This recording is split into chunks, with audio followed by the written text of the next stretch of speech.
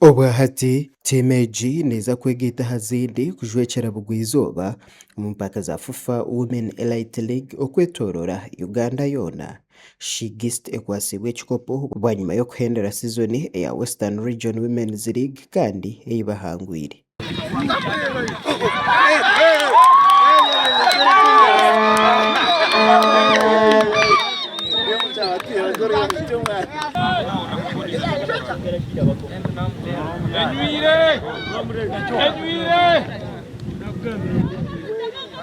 Abazani abasingire kukoraje omupakezi ahatime niyomwe bakwasibwe birabo abarimo Ampire Raki osingire kuteba Goro Nyamwinje n'omukwasi wa Goro Daisy.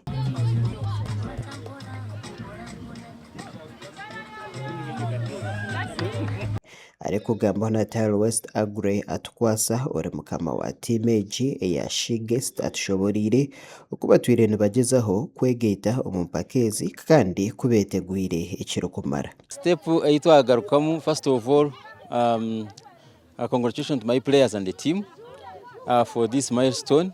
Ikiba twirene mu Rwanda for some time, and this time we are there. We are ready to go for this because twitebekanise myaka nkesha tuguma turemerwa finals, but this time we have done it, and we are going to I think we are going to do better because we have a complete team we have players from all over the country. Atkwasa ayonjire yagira ngo obwahati nibendo buhwezi jete facilitation kurwo mu kitongore okurebeka ngo entaranda zabishiki zayongera kutebwa ahiguru. Twetago buyambe bukorwa mba sponsors aruho babe batandikire kutsponsoringa and tubebaza munonga ba abizire onka twetaga nabandi abarije bona tubakira abwo kuba itwitwe tukukora amagoba turiyo ntiyamba abana bihanga abana babishi abari promoting mu talent yabo yo mupira, so ntushaba abarabene babasabona bije batuhereza ubuyambo bakubasa companies individuals, you are welcome. We zaidi kandi uri kochi osimira abazani ahabamanago batiremo kwika habuhanguzobo nuko kubahiga ubutahumura abo kuborengo rubagireho nurwetaga amane minji. Ninyenda kutwara omugisho kubanza kwebaza abazani omutindo gubatireho kuruga season ubu yatandika batatirwe mu mupira wa denagumwe paka season hii yahwera, kandi ninyenda kubiza usangwa abazanti bine kuhumura abo kubeyitwaza no kukora ligeri hii kutandika ya Elite.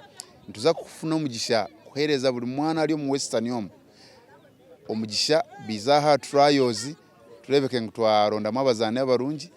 Ogu ayonjire atshobore ntebekanisa eyibine eyo kutorana abazana basya eri kuza kwa omugisha buri yomwe wena uri kumanya kuzana ompira.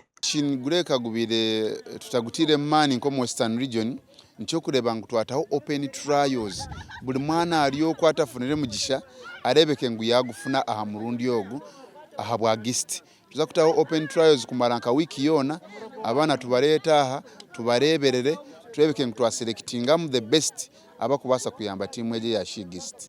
Abazani kurabiraho muri captain wabo basimire buri yomwe wena babahagire omundengo zona okubasa kwika habusenguze. Twenda kusima abantu bona batirene batagira muri Regional League habo kuba izo promoted to the Elite League.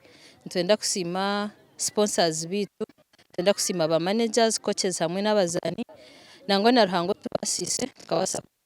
Timeji eya Shigist emazireho season yona itasingirwe mpira gwona kandi etebirwe mugori ibiri zonga. Gasha kwa iye na Kangwasa.